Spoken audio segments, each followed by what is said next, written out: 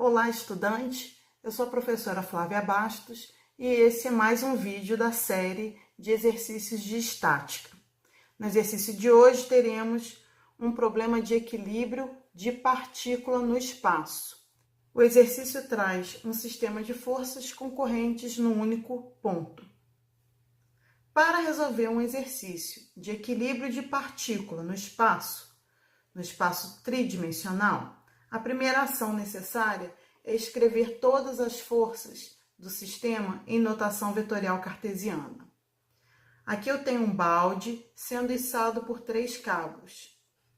Como o cabo é um elemento estrutural que deve estar sempre tracionado, esticado, não resta dúvida quanto à direção e o sentido de cada uma das forças desenvolvidas. Ela tem que atuar na direção do próprio cabo e no sentido de mantê-lo esticado.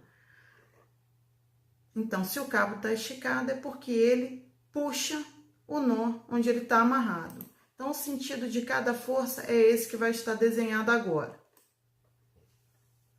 Então, no cabo AB, eu tenho uma força na direção e sentido designado por essa flecha vermelha. No cabo AC, eu tenho uma força na direção e sentido designado pela flecha verde, no AD pela flecha roxo, e a força peso representada também na sua direção e sentido pela flecha preta.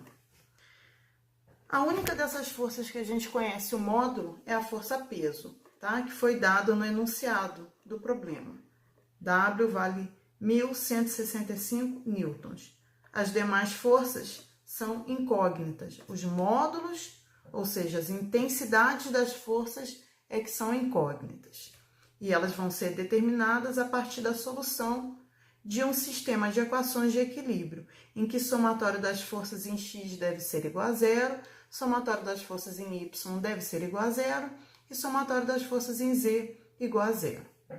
Então, a primeira ação é escrever as forças em notação vetorial cartesiana antes de partir para a montagem do sistema de equações, tá?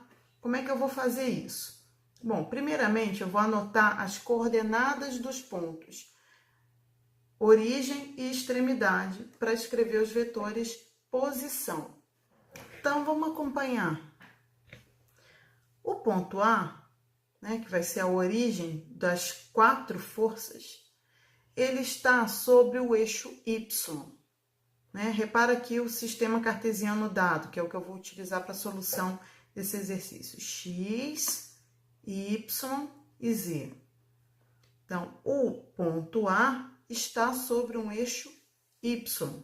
Significa que a coordenada X e a coordenada Z dele é 0. E qual que é a coordenada Y dele? É essa distância aqui, 600. Como ele está para baixo, eu vou anotar menos 600. É uma coordenada negativa.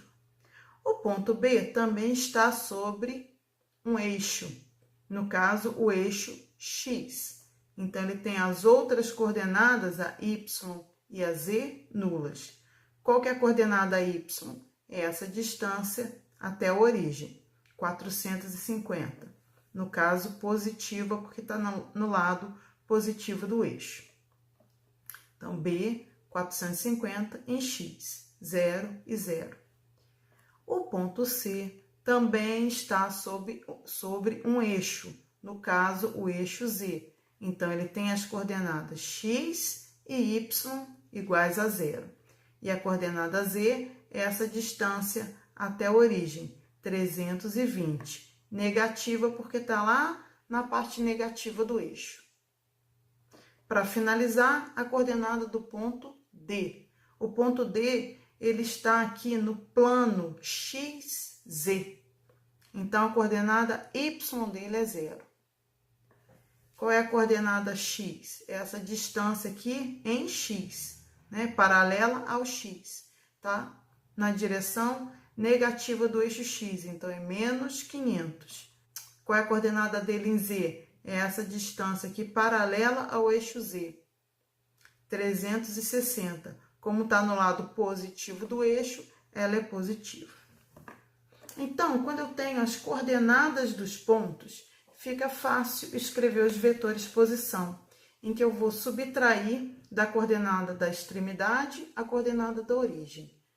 Por exemplo, eu quero escrever o vetor origem em A, extremidade em B, o RAB.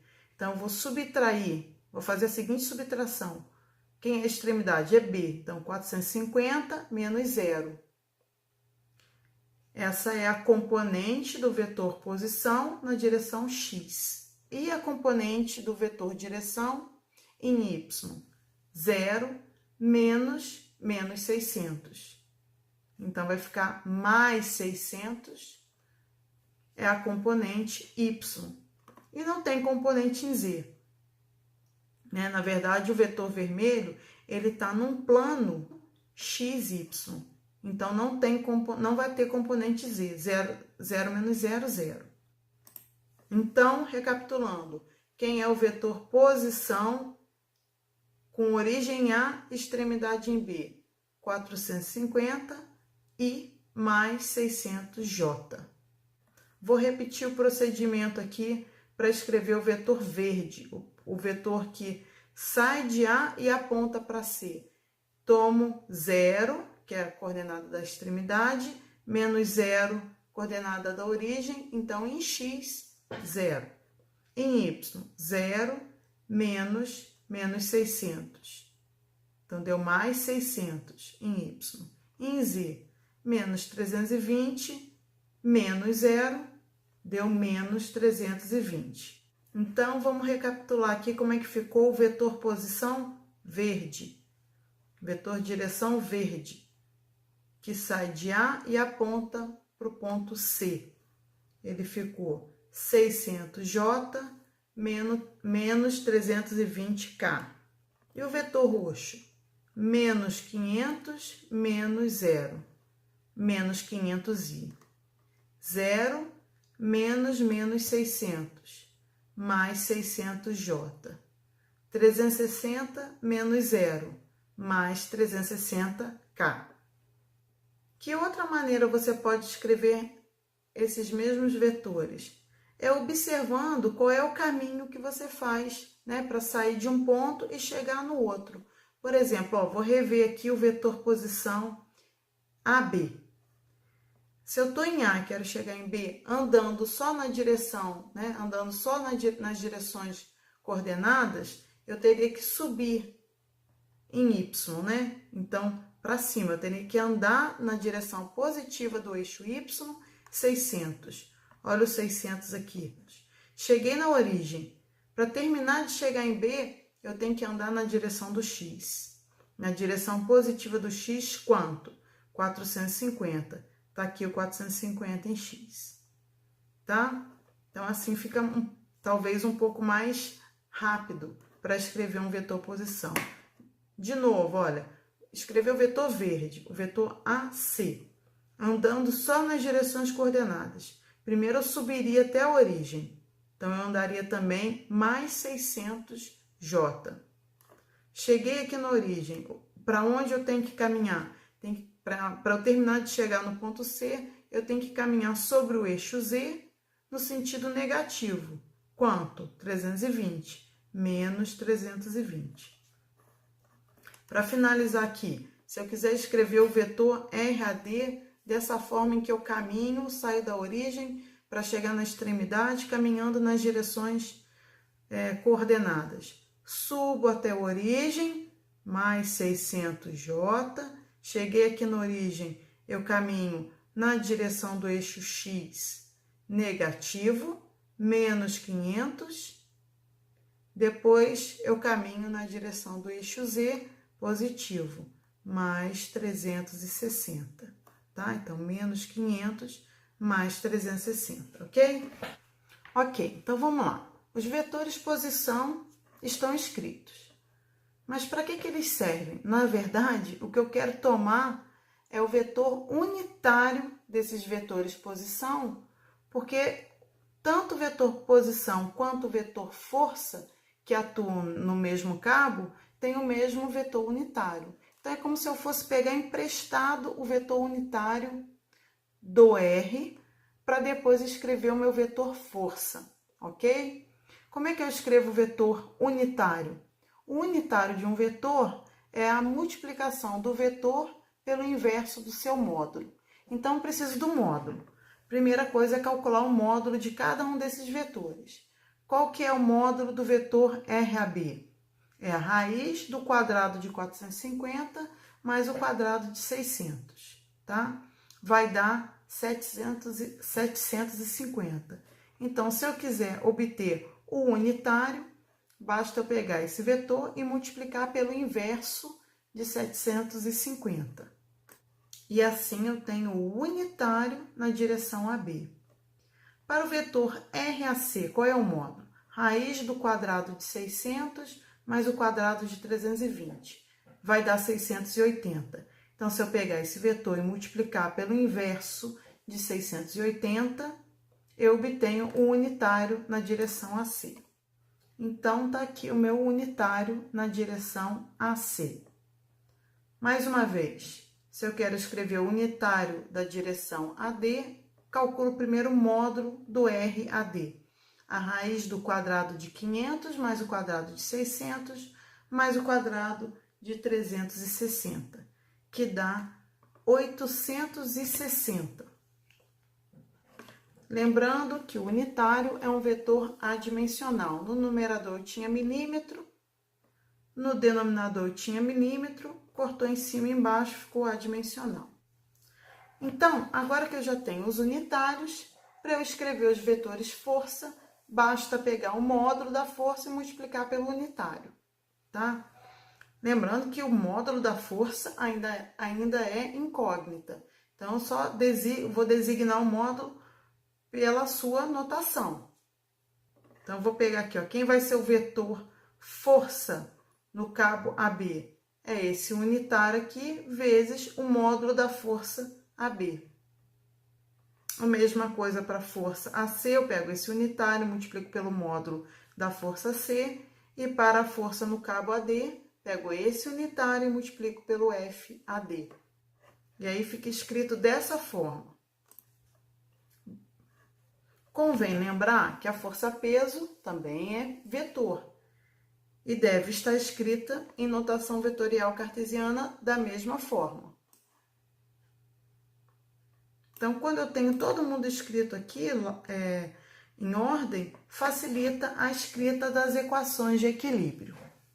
Então, olha só, vou escrever aqui lado a lado os vetores força e as equações de equilíbrio para facilitar o entendimento. Então aqui os meus 4 vetores força. Eu quero escrever a primeira equação, somatório das forças em x igual a zero. Então, o que eu vou tomar? Eu vou tomar cada uma das componentes em x. Olha, a FAB tem uma componente em x, é 450 dividido por 750, que multiplica o módulo FAB. Então, tá aqui, ó. Ela vai se somar com as próximas componentes em x. A FAC não tem componente em x, então deixei o espaço vazio aqui. E a FAD, quem é a componente em x dela? Menos 500 sobre 860, que multiplica a FAD, tá aqui. E a força W também não tem componente em x, então acabou. Eu só tinha 2 forças com componente em x que se somam e tem que resultar nulo. Vou escrever agora a próxima equação de equilíbrio. Somatório das forças em y igual a zero. Então, eu vou tomar cada uma das componentes em y das forças. O vetor FAB tem componente em y? Tem. Tá aqui, ó. 600 sobre 750, que multiplica FAB. Então, é a componente em y da força FAB. A FAC também tem componente em y, 600 sobre 680, que multiplica a FAC, tá aqui. E a componente y da FAD, 600 sobre 860, FAD, tá aqui. E a componente y da força-peso, né? A força-peso é toda em y, apontando para baixo, menos 1165J. Tem que somar aqui também. Então, daria menos 1165 165 igual a zero. Eu passei o menos 1165 para o lado de lá da equação para ficar positivo. Finalmente, somatório das forças em Z igual a zero. A primeira força não tem componente em Z, a segunda força tem menos 320 sobre 680, que multiplica o módulo FAC, que está aqui. Eu estou alinhando com todas as componentes da força FAC. E a componente em Z da FAZ, mais 360 dividido por 860. Está aqui. Então, eis que eu tenho um sistema de 3 equações e 3 incógnitas para resolver, ok? Bom, como é que eu resolvo esse sistema?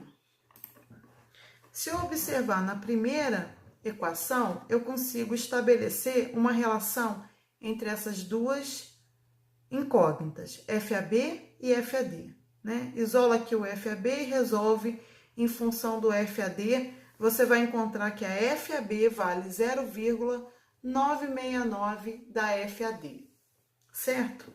Vou aproveitar essa relação e vou substituir na minha segunda equação, de modo que a minha equação fique escrita em apenas duas incógnitas, né? Vou trocar aqui, olha, essa FAB por 0,969 FAD, né? Vai dar um coeficiente aqui, somado com esse coeficiente aqui, que também multiplica a FAD, eu fico com 1,473 da FAD, tá? Então, estou reescrevendo a equação 2, substituindo a relação que eu encontrei na equação 1.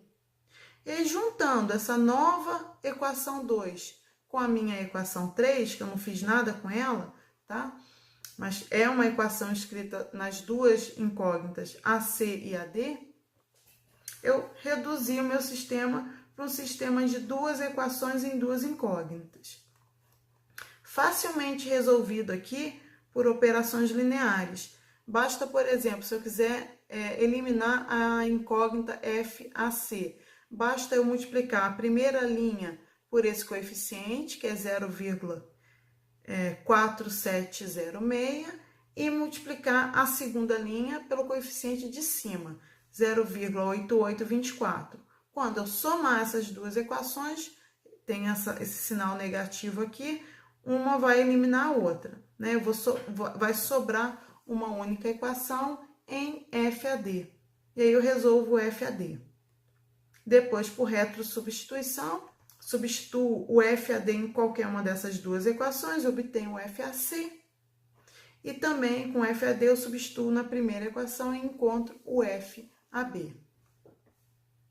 E aqui está o resultado obtido, tá? Com 4 algarismos significativos ou com 3 algarismos significativos, que aí eu aproximo de números inteiros. Tá legal? Então, para lembrar o que o exercício estava solicitando, dado uma força-peso aqui nesse balde, ele queria saber quanto que seria desenvolvido de tração em cada um desses cabos, e essa aqui é a resposta. Bom, espero que vocês tenham acompanhado a resolução desse exercício e até a próxima.